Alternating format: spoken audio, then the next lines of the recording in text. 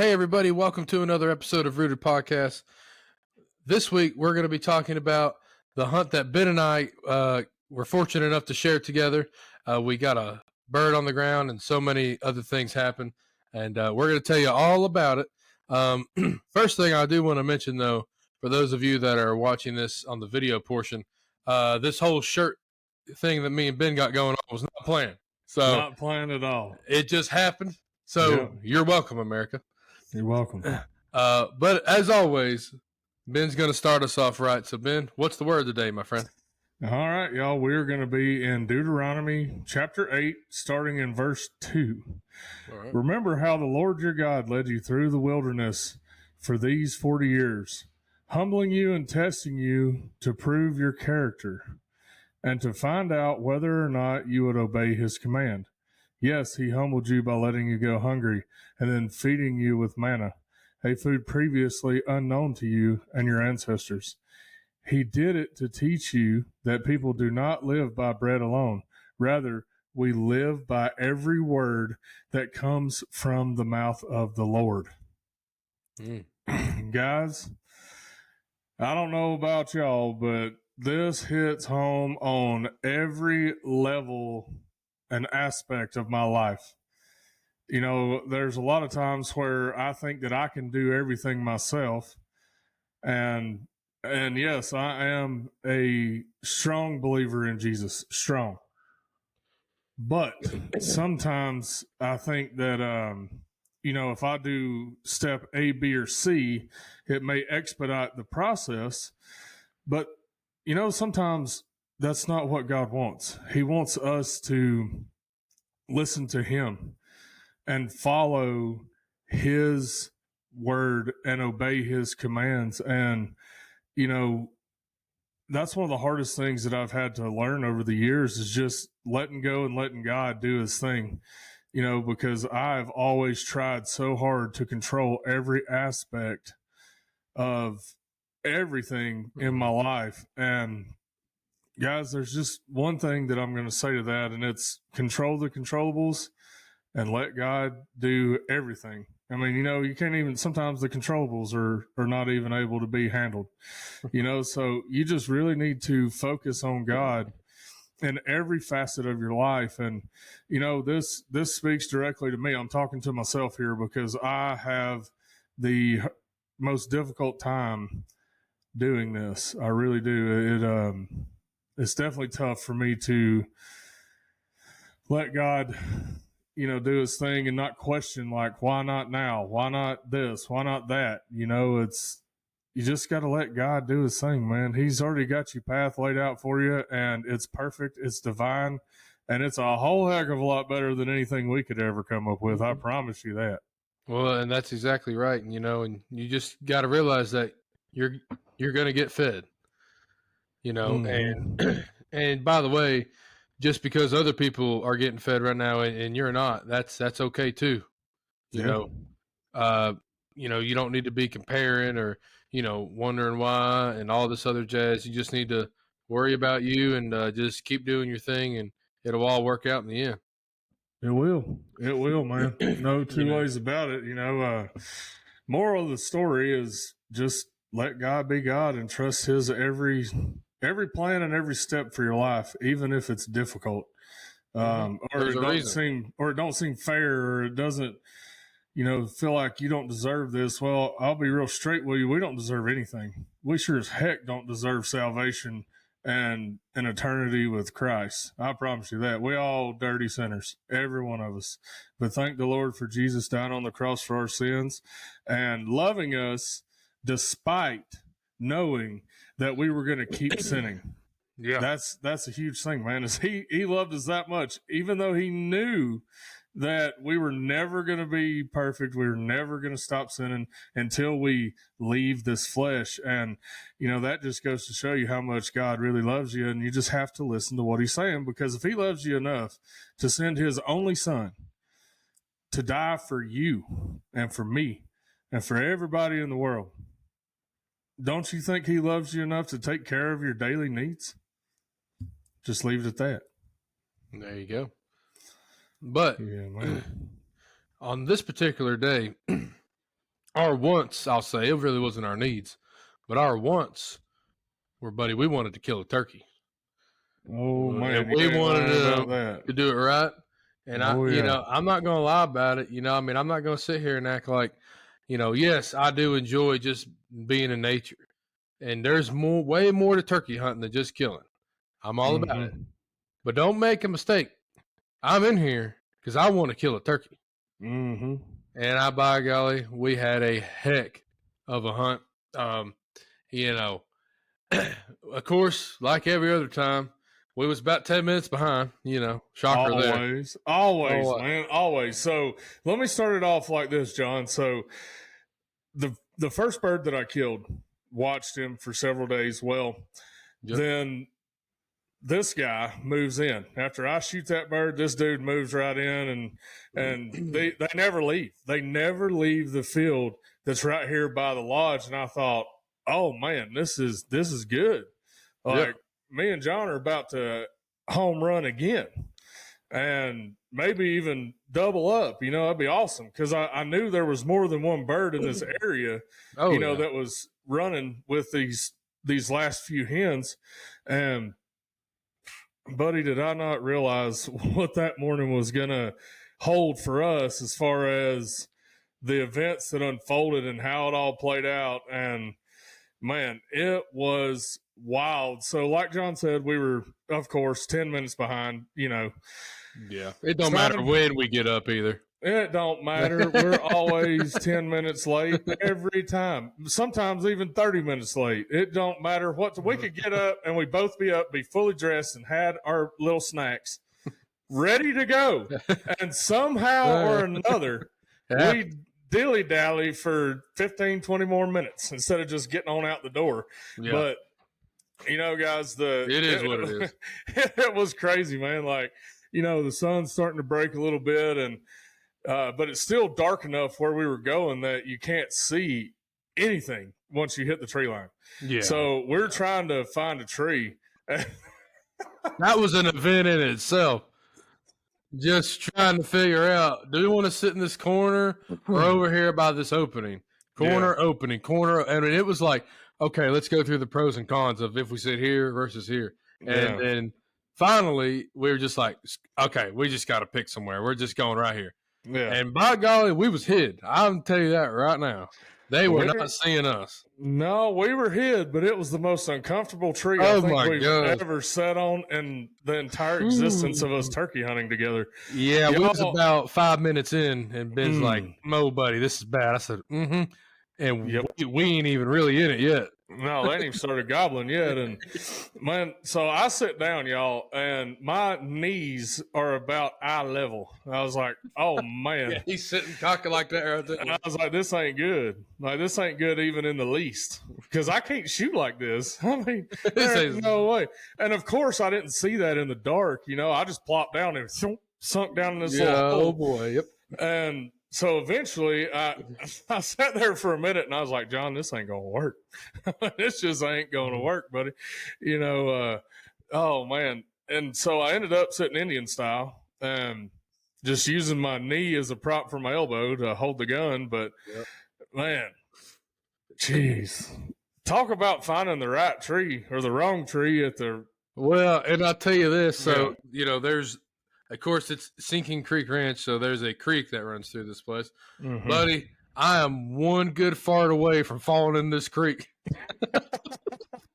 I mean, one bad wind. I was like, dude, I think if I shoot a gun, I'm going to fall back, 3 foot into this creek. John looked like one of them little yard gnomes squirreled up beside this tree. He was just... Buddy, I was in the bushes. I mean, he was in the bushes, and every time he let go of the handle of the camera started floating around. Yeah, I was a bit cockeyed. Well, and I mean, had I actually, got the legs on the tripod right, it would have done fine. But trying to do that in the pitch black dark, I'm not trying to use a lot. I did. I was like, oh yeah, it'll work. Hey, it's not falling over. Perfect. Yeah, hey, it's working just fine, and that was the funny thing is, I look over And I would have done the exact same thing. Just set it up and be like, all right, close enough, coach. Good enough for the kill shot. We'll get her done. Yeah. And man, the crazy thing is those birds didn't gobble long on the roost before that one was like buddy, on the ground. We had a bird early and hot. Early, hot tamale and early. He was gobbling at everything. Everything, every time we hit the call. And of course, I had lost 2 of my calls, and John couldn't find his right striker. I was like, oh boy, dude, we are in a mess. It's so dumb, man. Like, I literally had it out for one call. I set it down, buddy, it's gone. And I'm like, holy crap. Thankfully I found it later, but the whole time I'm like, that thing's in that creek, dude. It's gotta be. Gosh, gotta be in that creek. It's gone. It's gone, boys. Yeah. So, when I discovered that somehow I have misplaced my 2 favorite turkey calls, I looked at John and said, buddy, we are in a predicament. Yep. This is going to be a problem. I don't have either of my turkey calls. I got a mouth call, and that's it. So actually, that just reminds me, I got to go look for those 2 calls. I ain't done it yet. But man, we made it happen. And that bird, he gobbled and gobbled and strutted and gobbled and didn't want a dang thing to do with them decoys. He skirted those decoys. And y'all, we didn't even put out Jake decoys. Just his.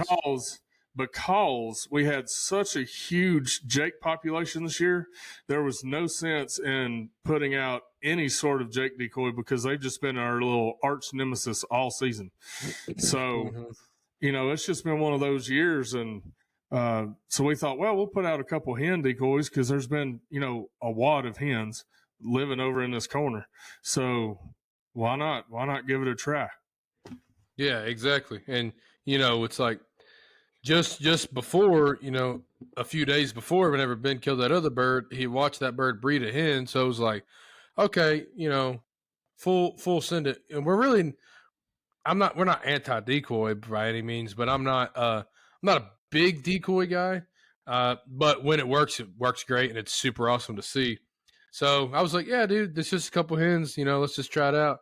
And this bird, I mean, buddy, he was hammering on the limb. Came down, and then once he was on the ground and gobbled, it was like, holy crap, that bird is close and he's coming. Mm-hmm. Like, here he is. And then eventually we see him. And guys, I'm in the bushes, like, for real. So, and like Ben said, it's kind of on a slope, as his knees were at his eyes whenever he sat down. So I'm behind the camera. The only way I'm seeing this turkey is through a lens. Like, I'm just looking at the camera screen, and then eventually I can see him, but yeah, I pretty much just told Ben, I was like, just let me know when he's there. I'll point the camera over there until I find him. And it all worked out for that, reason. But like Ben said, he skirted around. But, buddy, he put on a heck of a show, gobbled a bunch of times in front of us, strutted. He was trying to get our decoys to come to him. Yeah. And then, of course, eventually some hens came out with him. And, of course, like I was telling you earlier, we couldn't decide where to sit, corner or next to the opening. Well, where's he go? 2 feet away from the freaking corner where we would have smoked him. But, the flip side of that is had we sat in the corner and had the decoys, he'd have probably been 2 feet away from the spot from the opening. So who really knows? But, buddy, he was there. My God. I mean, it seemed like over an hour he was in that field in front of us. Yeah. He was probably 60, 70 yards or better. And then when he got kind of in range, 55, it was just through so much thick crap. I could hardly ever film it, let alone shoot through it. So, Ben was like, I don't know about all that. Yeah, said, yeah, I agree. Yeah, he was in some thick stuff. I could have shot him. Maybe I ain't even gonna say maybe. There ain't no way I could have shot that turkey through all that brush, man. I mean, I just wasn't ready to pull the trigger on that bird just yet, and I didn't feel confident in the shot, and I was like, well, we'll just wait. Just wait it out. Yeah, and of course the hens took him away, and he gobbled the whole way, gobble, gobble, gobble, gobble, gobble, gobble, gobble. Yep. But wouldn't do nothing about it. So we sat there and we contemplated on getting up, going and tooling around like we always do, Yeah. which would have been to our demise if we wouldn't have sat exactly where we were. So about, I don't know, 15 minutes after that bird left, I looked at John. I was like, man, you think I ought to just let one rip on this mouth call, like get loud? He was like, yeah, dude, I don't see why not. I mean, it ain't going to hurt nothing. I was like, all right, cool. So, boy, I let them notes ring. I popped them reeds, and sure enough, I got cut off about 400 yards behind us. Just, pow! I was like, oh, there he is. Yeah, all right, sweet. And then me and John really want to move at this point. We're like, Yeah. oh, let's just segue through this creek and pop up on the other side and hammer down. And then we looked at each other and we're like, man, I think this is one of them times we're just going to have to sit still and just sit here and see what happens. Which, by the way, was not an easy decision. No, sir. It was not. I just kind of want to paint the picture of like, it wasn't like a 2 second, want to go? Nah, stay. Okay, cool. I mean, we sat there for like 5 straight minutes. Like, man, if we got up and moved, we'd probably kill that bird. Yeah, maybe, probably. And just thinking and going over all the pros and cons again. Like, and then eventually it just got, because, and the other thing that was happening was in between, you know, those 15 minutes of waiting to call and all that, turkeys are walking by us. I mean, all day. Hens, a group of jakes came in and out, walking across, and we're like, all right, there's too much activity. We're going to get busted. You know, who knows? This bird's gobbling. Let's just sit here, play it out, and we'll see how it goes. And then we'll just assess the situation from there. But Ben was on that mouth call, and that bird liked it. That's all that matters. Yeah. And, buddy, I mean, he just kept calling, and that bird just would inch closer and inch closer. And then eventually Ben did what I think is the most underrated thing that a turkey caller can do is not call. You just shut up. Yeah. And I know that sounds, you're like, well, don't you want to call them in so that way they come in, you know, faster or whatever? It's like, that's not the case all the time. Sometimes the best call is no call at all. And that's seemed to be what happened here. And, you know, correct me if I'm wrong here, Ben, but it's probably a 10, 15-minute gap of when you called to your next call. And, buddy, when he hammered that time, it was like, oh, boy, he is right around the bend. He was about 20 yards behind us. I mean, he went from 400 yards to 20 yards in 15 minutes. And I looked at John. I was like, boy, we sure made the right call on this one just to hang out right here. And, you know, I called one more time after that, and he hammered again, and he was coming through the gap in the fields. And at that point, I knew that we had a really good chance of killing this bird. If he come through that gap and stayed close to the edge of the field, we was going to be pretty close to getting him. And here he comes. I mean, I heard him. I heard that. Oh, man, yeah. And when he gobbled, you knew. Like, oh, crap. I was like, oh, buddy, he is real close. I call it the drumming range. When you can hear them and feel them drumming, then they are close enough to kill, typically speaking. And the only thing that kept me from shooting him right then was a bush and a camera angle and John, because I would have had to swing over John's head, and that ain't going to happen. Yeah. So we always are very safe when we're in the field. We like to go home, you know, and we like to be with our families. And, you know, that's one of the – ain't no turkey worth somebody's life. Ain't no duck worth somebody's life. Nothing is worth another human's life. So you always have to be very, very, very careful while you're in the field and thinking about shots and angles and all that stuff. So anyway, he comes on around, and I thought to myself, I've got to make that bird gobble one more time. I can't help it. It's like this weird thing I've got that, you know, if they're right there in front of the camera, I got to make him gobble one more time. So I did that little soft cut. Oh, man. He stretched that head out, and that was the last thing that turkey ever did, because OBC done slapped that trigger, and his head got rocked with some old TSS number 9s from Federal. Woo! That boy done got that head knocked. his head hit the back of his really his back actually. His head just snapped back there, and that was all she wrote. That old Weatherby put it right in the dirt, my friend. Oh man, put him right in the old dirt. It was fantastic, and I loved every second of it. As a cameraman, one of the cool things that I find that I enjoy is being able to say the phrase, I'm on them. Because it's like, I know that's all the shooter's waiting on is like, okay, the bird's here. I'm ready. I'm just waiting for the green light at this point. Yep.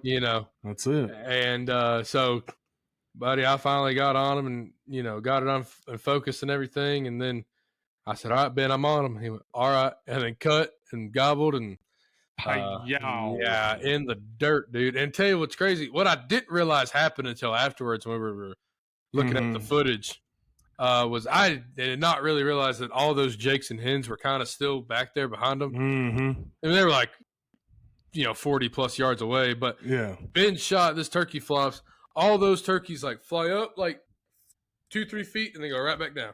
Yep, they did, and then they just walk off until I decided to go after that bird. I mean, I didn't have to chase him or nothing; he was dead. But I tried to stand up and go get him, and I fell right down. My leg was dead as a hammer. It was no circulation to that leg; it was done, and I went straight down. I mean, straight down. Yeah, that's the other thing that people need to realize. We picked the crappiest spot as far as comfort to sit. Because, dude, we had no feeling from like the hip down in either leg. It was bad. So Ben usually, don't get me wrong, Ben got excited. But Ben usually runs out there and da-da-da. Well, you guys can watch it. It's on YouTube on Rooted Television. You guys you can't watch them fall because we didn't get that, but the audio's there. Hey, you literally hear him getting up, and he goes, "Oh God, my leg's dead." Oh God, my leg's dead. My leg's dead, and it was. I couldn't feel nothing, and it just didn't work. I just went down to the ground, full face in the dirt. Busted my hiney real good on that one. But hey, look, I'm glad that turkey didn't run away because we were not going to catch it. No, I just laid there like, boy, I can't feel nothing. Like I can't even feel my toes. Nothing. Yeah, buddy, it was rough. It took a minute to get that feeling back, but heck, when you sit on your leg that long, that's just liable to happen. You're gonna lose. You're gonna lose circulation in them legs. So. But I'll tell you though, man, that was one of the most exciting hunts that I think I've ever been a part of. So glad that you were able to be here and film it with me. It was awesome. You know, guys, and sometimes the weather just don't play right for you. But what were you going to say, John? I was just wondering how many turkeys you think we saw that on that hunt, just that hunt. Oh, good grief, probably 15 or 20. Yeah, but I was about to say somewhere around the 20 range. I mean, it was a great hunt, and two of those were long beards, and they both of them did it right. Of course, the one probably could have shot, but it's a bit of a stretch. And thank God we waited. Because I after it was all done, I told Ben like, man, I'm glad you didn't shoot because that was, I don't really like iffy shots. One, obviously for me, it's like, hey, I want to get this bird killed and killed fast. I don't want the bird to suffer. The whole point is to be quick and ethical about it. But also, Lord forbid that happens, but then it's like, I also don't want to miss. Yeah. No doubt. So it's like, because then had it had been shot, then just about everything would have gone away. And, we probably wouldn't have been able to call that bird in. So, when in doubt, just wait it out, and it all worked out in the end for us. Patience is key, my friend. Patience is key. Absolutely. And, I'm one of those kind of guys that I killed a bird, yeehaw, we got our stuff. Let's go back and try to kill John one. So we switched roles. We cleaned the bird. All that was done, ready to go. So I snagged the camera from him, and he grabbed the old Sorks from Weatherby there, and we go to tear off. And during the middle of our filming of the B-roll, there was a bird. I was just screwing around with my mouth call, and a bird gobbled like right across the road. And I was like, oh, oh shoot. And I think he saw us. But nonetheless, Probably. I was like, boy, let's go. So we skinned that bird real quick and got him in the freezer and got all that done. And it wasn't long before the flood. Yeah, it started pouring, and then we said, "Well, we're just gonna wait to go out." So at this point, we were just filming B-roll stuff for the show, getting some content for sponsors and things, and whatever, just having fun, goofing off, and then of course cleaning the bird and getting all this stuff situated. And then that happens, and then the downpour comes. And we're like, okay, let's just hang out in the house here, and we'll just wait for it to be over, and then we'll go back out. Yeah. So of course, like every great weather app, it says no rain for the rest of the day. Like, perfect, sounds fantastic. Let's go out here. And yeah, we went out there. We saw some birds in this field. Made a big old loop. Try to get around them, and buddy, they just didn't want to play ball. They just wanted to stay in the middle of their little field and be happy about it. Yep, they did. And but nonetheless, we walked all the way around this big old field, and we set up trying to call these birds over. And of course, like clockwork, here comes a downpour that was not supposed to happen. A monsoon. I mean, buddy, it sure enough poured. And here me and John go scrambling to find something to cover the camera with. Yeah. And luckily, John was prepared and had a rain jacket that just so happened to work perfectly to cover that camera and keep it dry and keep everything good. And, it worked, did a fantastic job. And, but good night, man. Buddy, we were soaked to the bone. At that point, I was like, man, these turkeys, I'm wet down. I mean, my socks are wet. My drawers are wet. I'm hungry. I'm done. I'm done. Yeah, exactly. I'm over it. I don't want to play this game no more. I've tried, and they were whipping our tail this afternoon, so we're going to get them in the morning. Well, we go back and get, all situated and eat some dinner and get tucked in for the night. And the morning comes, and boy, it was dead silent. There wasn't a gobble. It was crazy, man. Buy a gobble that morning. It was just like, the light switch went off instead of on. Yeah. And that happens, I'll tell you, whenever you think you have turkeys figured out, they're going to whoop you the next day. Absolutely. It's just part of life. And, it is what it is. We did still see some birds way out in the field. We had one hen walk by close to us. But it was cool. We got to see some turkeys, fly down and things. And so it was still fun. And then we went out and went to another spot and ended up bumping some birds. And it's life. It is what it is. And they just were not talking. And it just happens. So, then we had to get back and shoot some more content stuff. And then old John's got a 3-hour ride home, so and a new baby waiting for him, so I had to peel out of there. But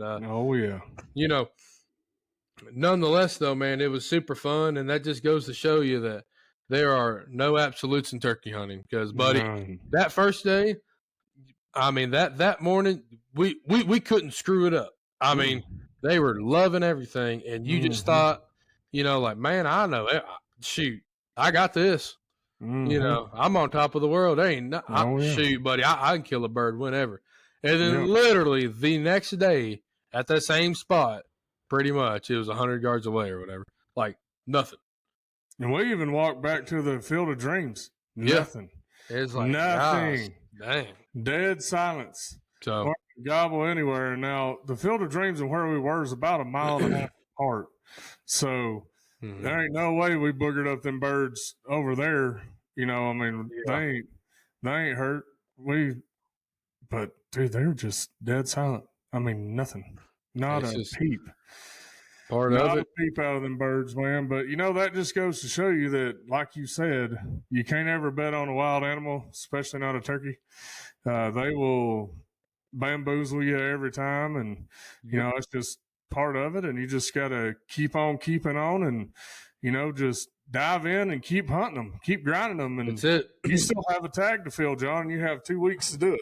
Yeah, it I got all of this week, and then this weekend is the last weekend of the year to hunt birds. Is it this weekend? Pretty sure. Oh, I thought it was the 31st. Well, and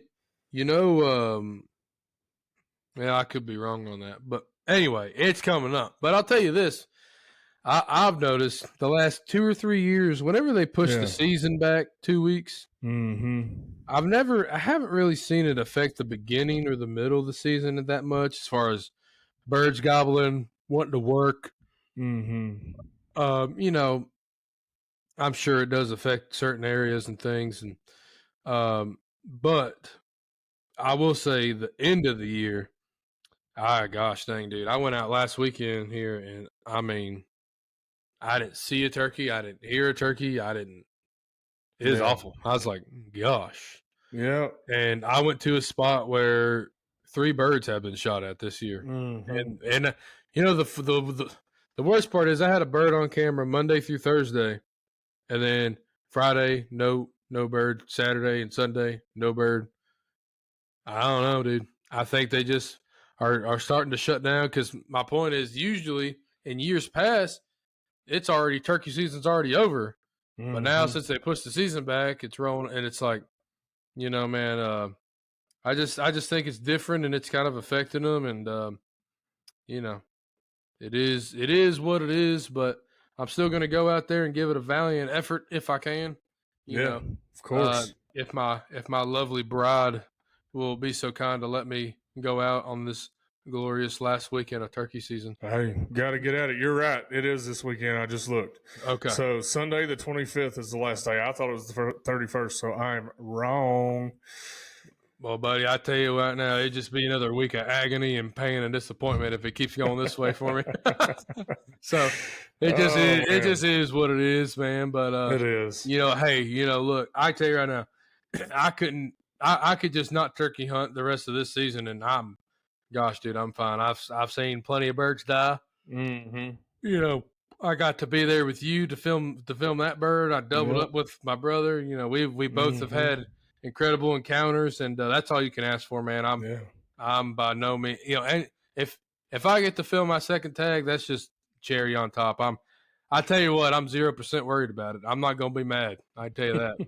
Well, I'll tell you this: my mindset has already switched to food plots and deer minerals. Dude, I've been mineraling for a minute now, and man, yeah, dude. I tell you what, I've got some decent bucks already starting. I mean, I can tell just good circumference there, good mass, and decent growth already. And I'm like, okay, here we go. Yeah, man. Well, we'll have to give everybody a food plot update on the next one.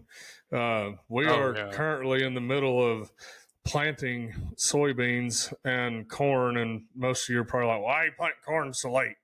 Well, I ain't harvesting it. I'm leaving it for the deer.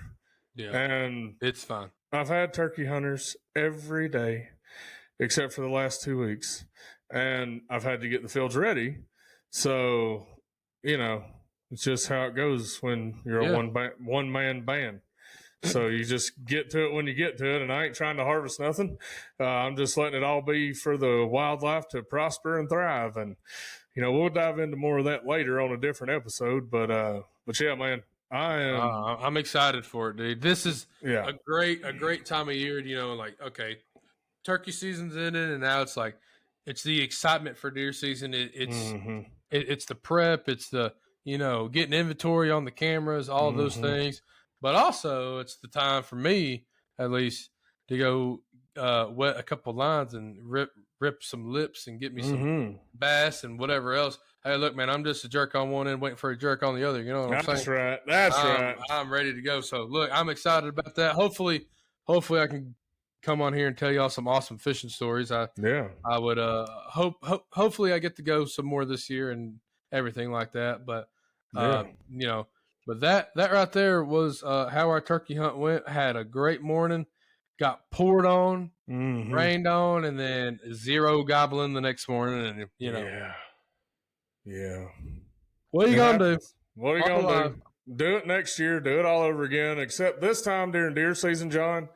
Just pull the daggum trigger. Yeah, Good buddy. grief, man. Good Lord. Well, just pull the dang trigger. Yeah. Don't wait 10 minutes and then decide to pull the trigger. Look, if you think that it's big enough, I trust you. Yeah. So just kill the dang deer. Stop, buddy. Waiting. Yeah. That's silliness. That was tough but I finally was like, screw it, I'm shooting this deer, and that deer was like, gone. Yeah. That your chance. That deer was like, I know I've been sitting broadside for 5 minutes, but not anymore. Bye. Yeah. See you later, John. And I called him back in, but he's staying in the old tall grass. Yeah, man. Well, dude, we've got some pretty large specimens already on camera. Yeah. Like they've already been there. Are one or two of them already throwing brow tines. I love it. So there's some big old rascals, and one. Dude, I don't know what he's going to turn out to be, but I'm telling you, he's got Coke cans at the base of his head. I mean, absolute monster. So I'm excited to see what happens, what he becomes. And, man, let's if you don't have anything else, I don't either. I think, we covered everything pretty good. Pretty much that. It's just, enjoy the rest of your turkey season and get ready for deer season and, enjoy some bass fishing along the way. Oh, yeah. We'll catch up with y'all next time. What? Really quick. I know I said it earlier, but I want to re-say it. Mm-hmm. This hunt that we just talked about is on YouTube. Rooted Television, YouTube channel. Go there. Check it out. What's the name of it, Ben? You titled it Tennessee something? This one Tennessee Takedown, I think. Oh, let me go look. Hold Tennessee on. Gobbler Takedown or something. I forget. I'm very forgetful. Boy, we are awful at promoting. I mean, this is awful. Yeah, this is awful. So we've got Tennessee Turkey Takedown, gobblers everywhere. And then we also have another episode that is From Fail to Feast, How I Recovered the Hunt. So there you go. Yep. I got it. Rooted Television, YouTube. I really appreciate if y'all would go check that out. And of course, thank you for listening to the podcast, wherever you're listening, whether it's YouTube or wherever you like to listen to podcasts, Apple, Spotify, Amazon, whatever. I really do appreciate it. And like I said, good luck the rest of the year and get excited for deer season and catch some fish along the way. And with that, the redneck is out. See y'all.